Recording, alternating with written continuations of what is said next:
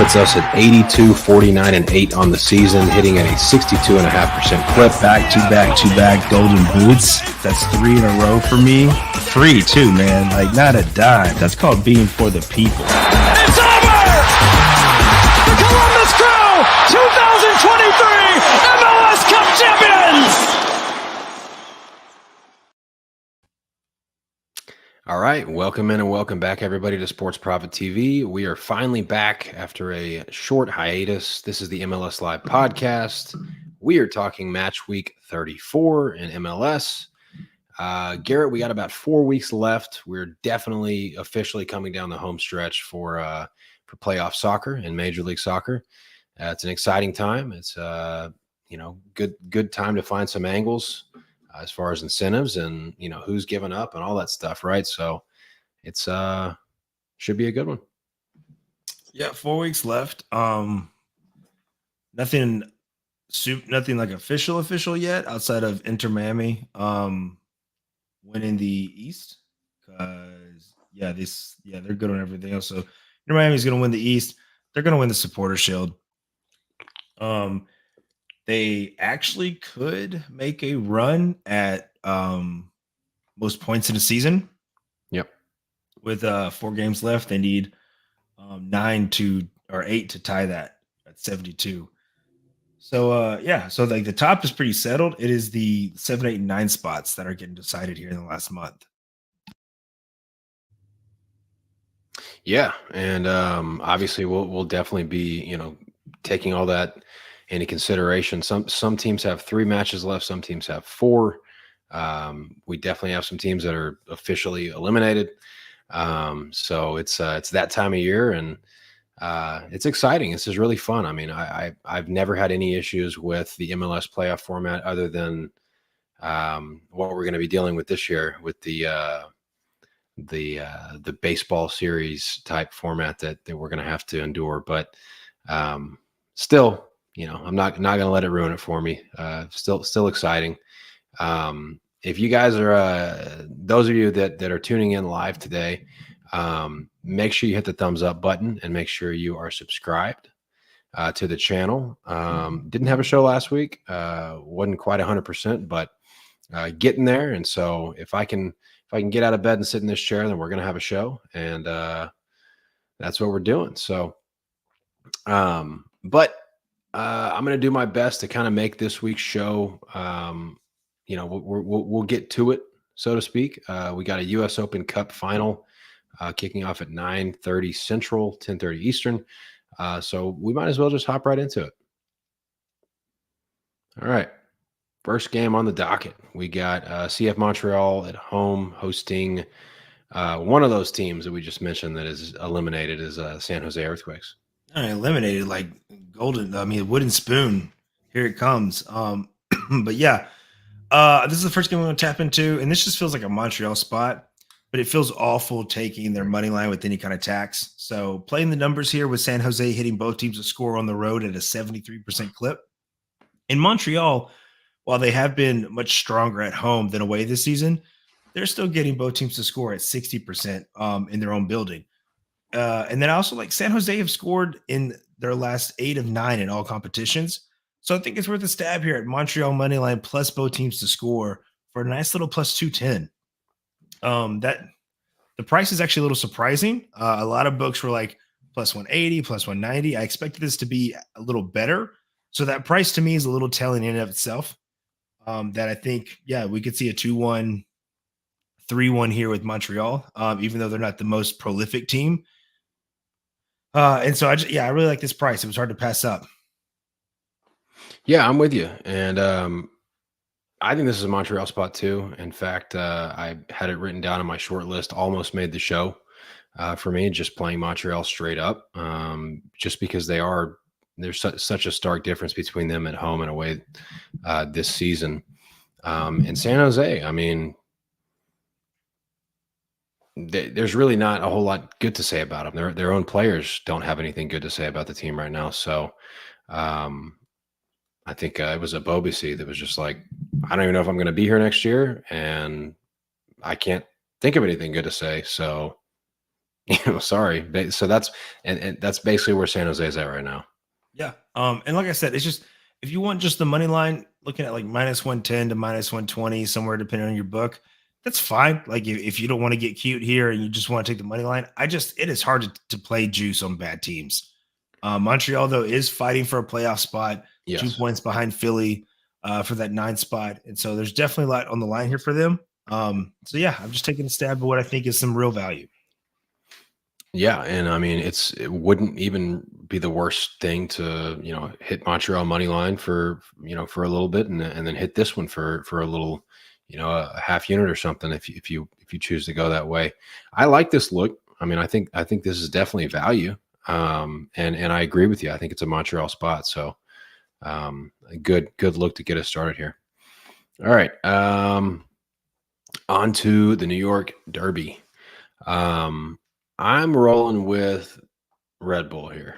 I'm going to play them because it is a derby. I'm going to play them minus the 0.25. You get half of your risk has that added push protection if this game were to end in a draw, which I situationally will use this type of wager, and this is definitely qualifies for that type of situation, but. I mean, simply put, I just think New York Red Bulls are the better team. They're at home. Neither of these teams is in good form, right? So this is the when you look at the Eastern Conference, this is the 4th team, New York Red Bulls, and then the 7th team right now sitting in the Eastern Conference standings.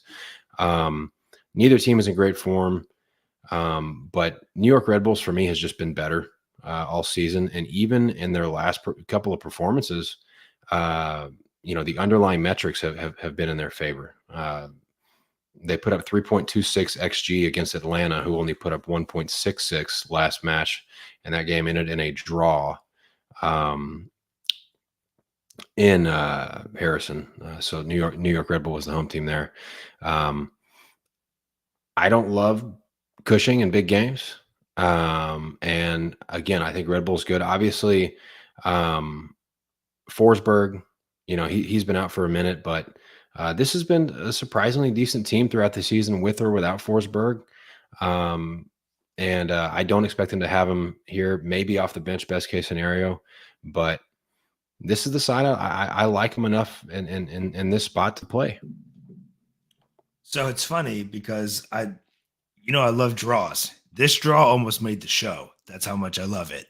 Gotcha. So I am glad you're playing the minus 0.25 here because I'm going to be on the draw on this one personally. So Forsberg has basically missed the last 15 games for Red Bulls, right? Yep. In that 15 games, they have 2 wins, 3 losses, and 10 draws. Like there's just no way to not play when you're hanging out a draw like that on a team like this that's around plus 250 or better. There was just no way I'm not going to eat it up. It's just even better that they're at home and that NYC are having to go to Jersey, and with neither team being great in form, right? Both teams right now, I mean, they're so like neither one of them are like mathematically clinched playoff yet, right? But this just screams to me, don't lose points. Like Red Bulls are sitting 4th, NYC is sitting 7th. They are 5 points. NYC's 5 points above 8th and 9th place right now. Red Bulls are only 8 points above 8th and 9th. So it just screams, don't lose points, right? We don't want to crumble here with 4 games left in the season and somehow miss the playoffs. It is a derby, but yeah, I think this is a 1-1. Like that for me, that's just what this game screams. And so there was never going to be a world where I wasn't going to tap a little bit of that draw. Yeah, and I definitely see where you're coming from with the draw tingles there. And if Forsberg is playing, I probably would lean Red Bulls. I don't think there's any way they risk Forsberg here. Like he's already doubtful. And so I don't even know if he makes the bench because if you're a Red Bulls coach, like you're just going to be extremely safe with him until the playoffs. Like just get him healthy. Make sure you try to get him up to game speed a little bit toward like maybe the last 2 matches of the season. And yeah, just protect him because you're going to need him for the playoffs.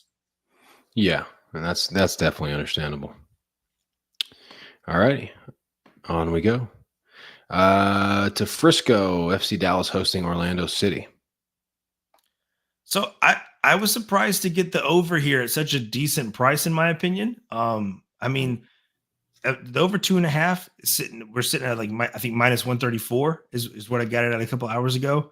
So this has gone well over, and I mean well over in 4 of the last 5 games for Dallas. But what's wilder to me is that this is hit in the last 7 road games for Orlando, right?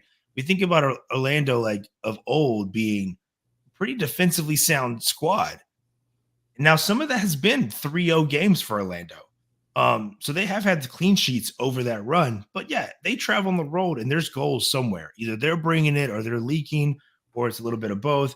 Both sides are overperforming in attack, but with 4 games left in the season, I just think these guys are who they are. You know, some teams just overperform that attack. And like at this point, that's just who they are.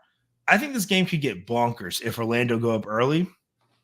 And if they do, like, I'm definitely looking for some possible live action because Dallas are chasing a playoff spot and won't have much to lose if they have to open it up and get more aggressive, right? Like, that's the only way they're going to get back in it. They've got to get points here.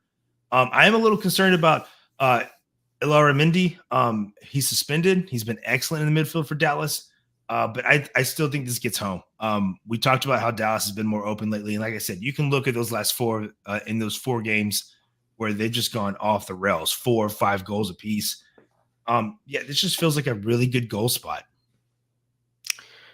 Yeah, and I mean we've kind of been on the FC Dallas goals train after they fired Nico, right? It's been a different team. It's definitely it's looked different tactically.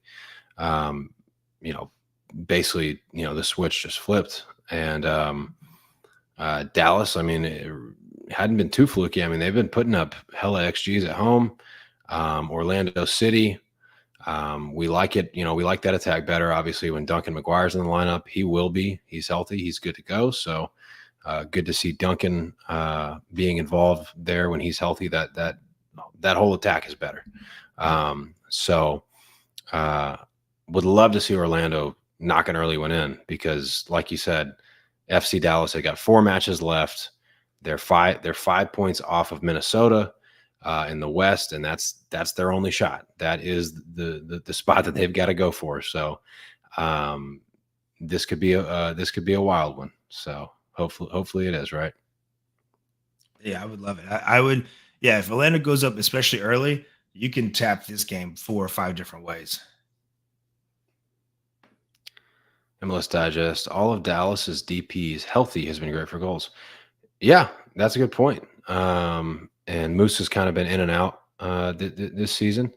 But to me, it was really that tactical change. I hated the way that Nico had that team playing for the last couple of seasons. It was if you took the Argentine top flight league and then tried to bring that exact way of playing ball into MLS, it just was it was just ugly. I'm glad he's gone. All right, we keep it moving. All right, this one's going to be a little bit excuse me, contrarian because we have bet a lot of Cincy overs, and obviously LAFC's got a potent attack and all that good stuff. I'm going to look at the under 3 here. We're coming down the home stretch, like we mentioned a couple of times now.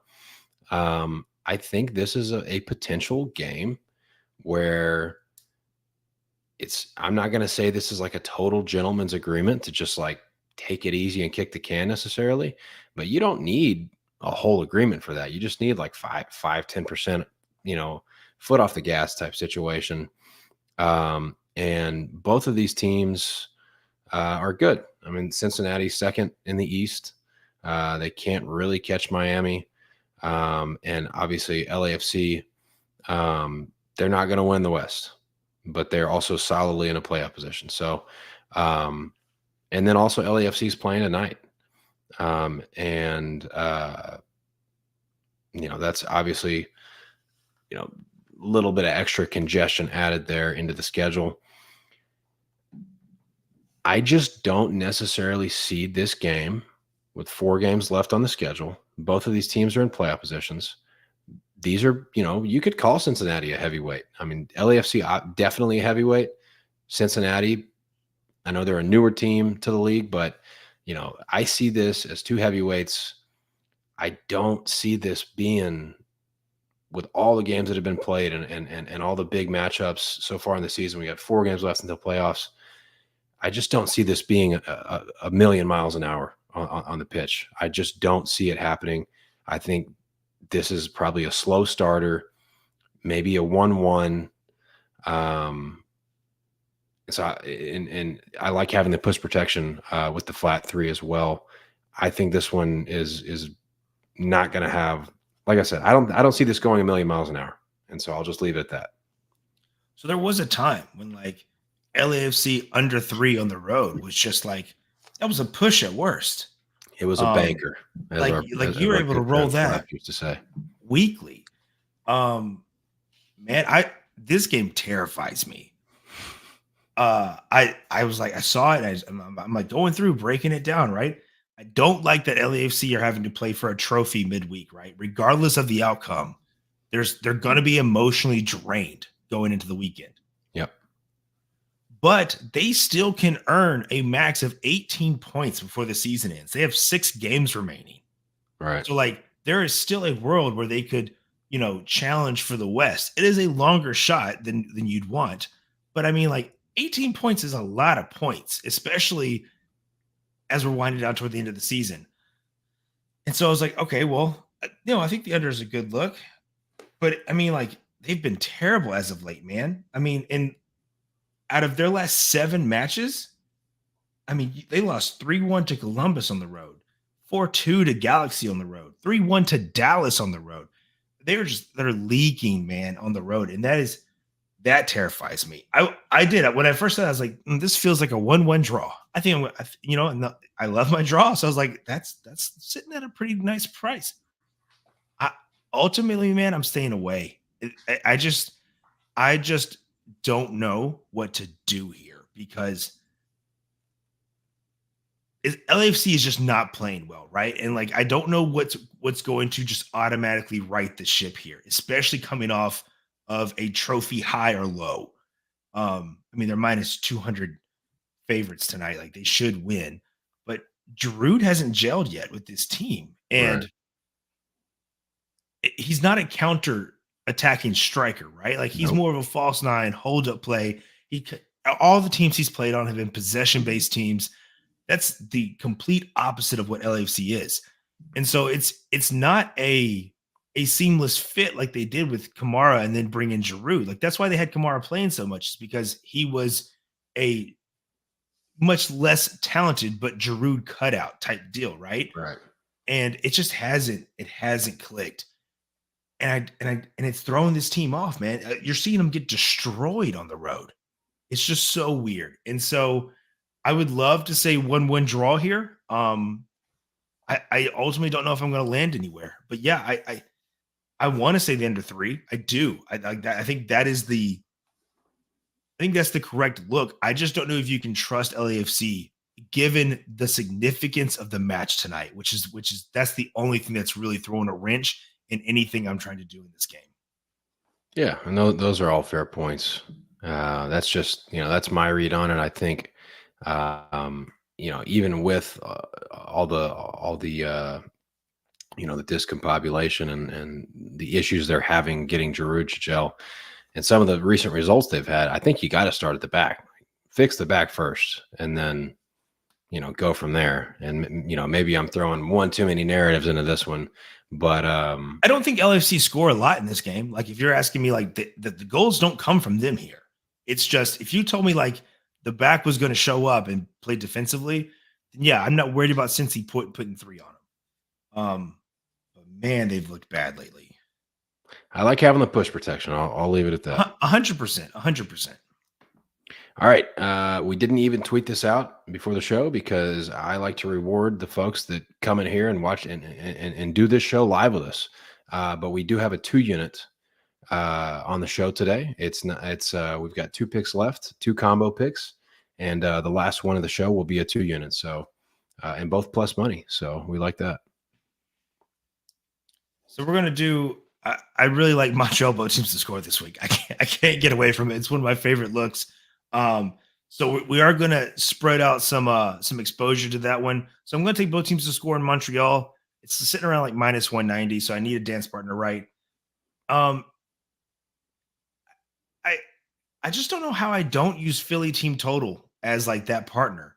There's probably not a more confident team in MLS right now in terms of scoring. They've got 9 over the last 2 games. And I'm just not sure why it should stop. Season long, like from a season long view, road Atlanta haven't been pushovers. They've given up the second fewest goals in the East. But they just gave up 2 versus the Red Bulls. And the Red Bulls have really struggled to score without Forsberg around over that 15-game stretch that we just talked about. They've also given up 2 or more goals in 4 of their last 6 road games. And the 2 that they didn't give up 2 or more goals was to Charlotte and Montreal, like teams that don't strike anyone as prolific, right? So I can't see why the Philly attack slows down when they're fighting for that last playoff spot. And if they get one, Philly, that is, Atlanta has to open it up because they're also chasing that playoff spot. I mean, this is the battle of 9 and 10 right now to see who's going to get that final playoff spot. And so I think this is another game with Atlanta and Philly that could get bonkers. And if we look at recent history, it could mean that Philly goes off. So yeah, I don't know why I'm not playing Philly team total. Like I can't give a good reason to not play it. And so I really like Montreal both teams to score. We're going to put it together and we get plus 127. Not a bad price for those two. And that's the first combo. Dude, Philadelphia's on freaking fire right now. They look the attack looks smooth. Man, Ty Barbo, the Israeli striker. I would not have had him on my bingo card to just absolutely rake this year for the Union, but that's exactly what he's done.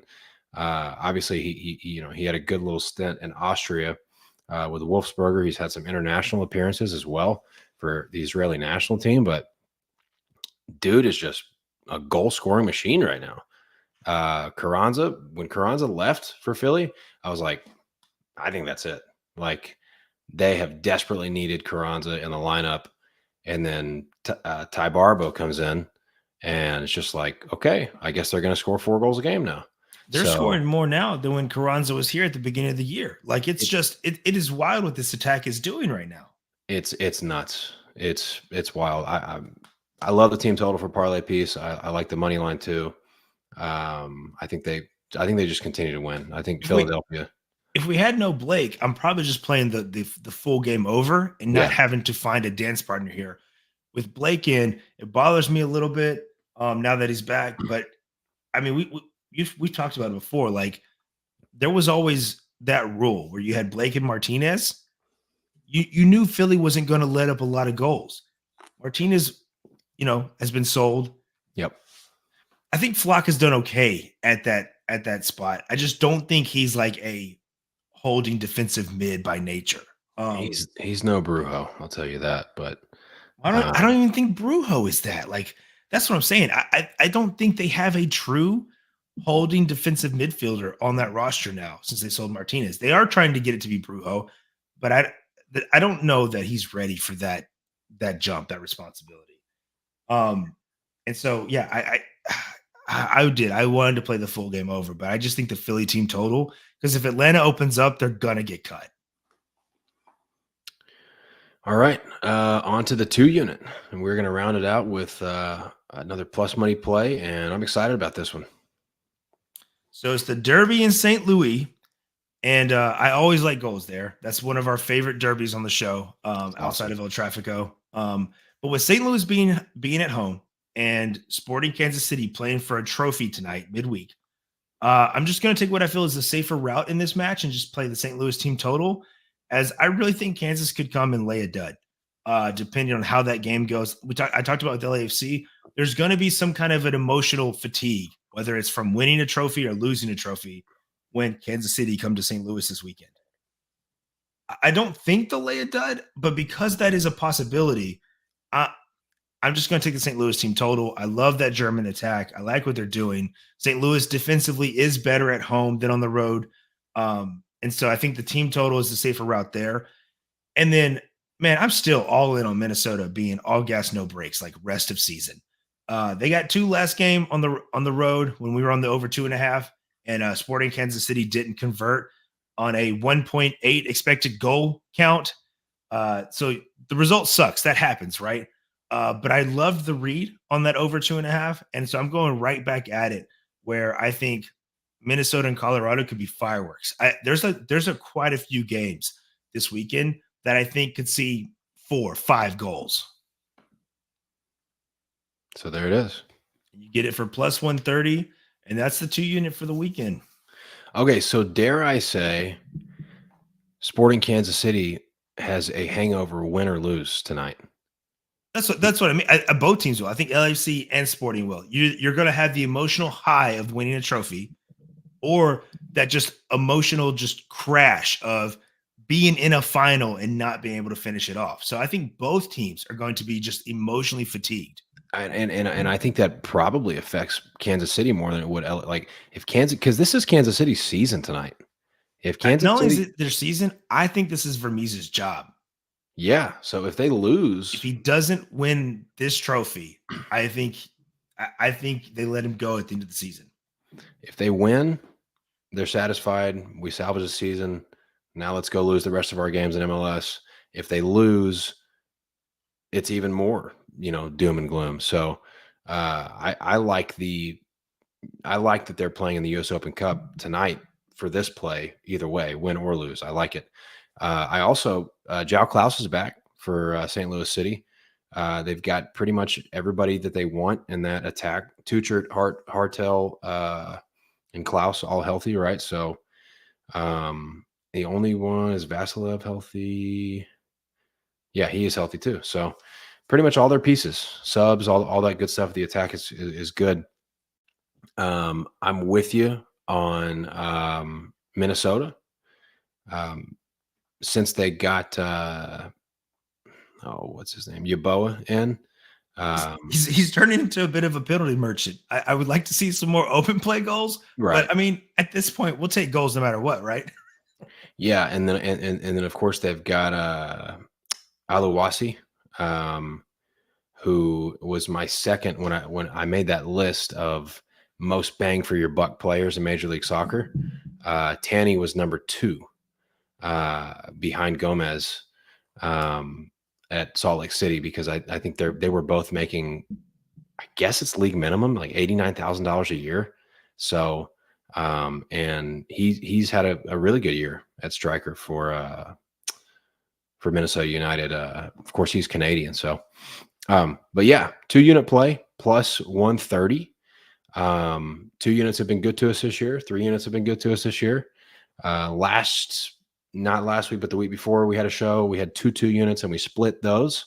So looking to get back in the profitable win. I would have been on the St. Louis team total if it had been within my price range. I mean, it's just outside of like minus 160.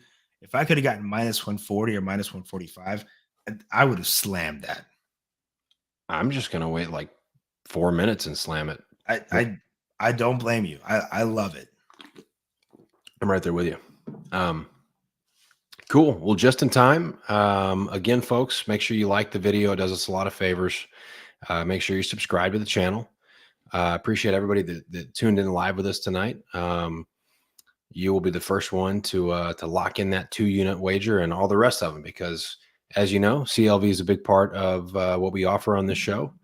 Obviously winners too. That's, the only thing more important than CLV, but CLV is there, and hopefully we got a great week. And anything, Garrett? No, you're looking at roughly 4 more games for everyone. So season's winding down. We'll have our fun while we can, and then we'll get to playoffs, and then a full-on recap. Yep. Yeah, I need to go back a couple episodes and compile all the numbers, but we're definitely on the right path. But all righty, folks, we will see you next week, and best of luck.